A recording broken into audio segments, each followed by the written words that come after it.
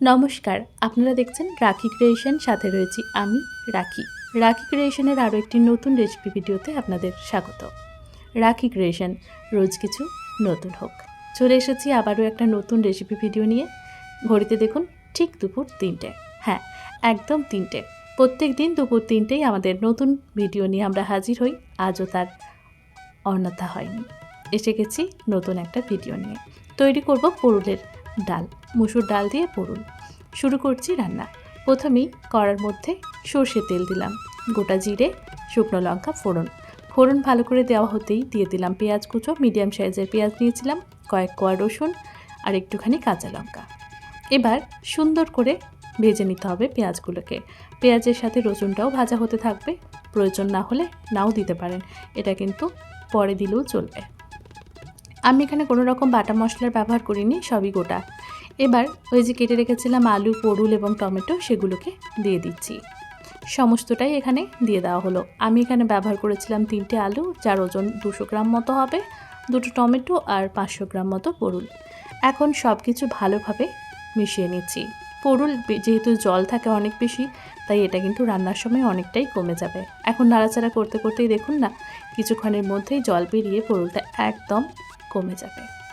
কিছুক্ষণ রান্না করব, যতক্ষণ না জলটা বেরোচ্ছে ততক্ষণ পর্যন্ত এভাবেই ভালোভাবে ভাজতে থাকবো। আর অবশ্যই হাই ফ্লেমে এই মুহূর্তে রান্নাটা করতে হবে, তাহলেই দেখা যাবে বেশ অনেকটা সময় জলটাকে আটকানো গেছে। আর লবণ কোনোভাবেই এই মুহূর্তে দিচ্ছি না, একটু পরেই দেব। এবার দিয়ে দিচ্ছি মুসুর ডাল। মুসুর ডাল দিয়েছি 1 কাপ মতো, ধুয়ে রাখা মুসুর ডাল। এবার মুসুর ডালটাকে দিয়ে ভালোভাবে নাড়াচাড়া করব। মুসুর ডালেও বেশ খানিকটা জল শুষে নেবে। এবার দিয়ে দিচ্ছি মশলাগুলো। দিচ্ছি পরিমাণ মতো লবণ, দিয়ে দিচ্ছি পরিমাণ মতো হলুদ, আর দেব টেস্টের জন্য হালকা করে লঙ্কার গুঁড়ো। একটা জিরে গুঁড়ো ভাজা করা ছিল, সেই মশলাটাই দিলাম। এবার ভালোভাবে এই মশলাগুলো দিয়ে ভালোভাবে নাড়াচাড়া করে একটু কষিয়ে কষিয়ে রান্না করতে হবে। যতক্ষণ না এই যে জলটা রয়েছে সেই জলটা শুকিয়ে যাচ্ছে, ততক্ষণ পর্যন্ত আমরা রান্নাটা করব।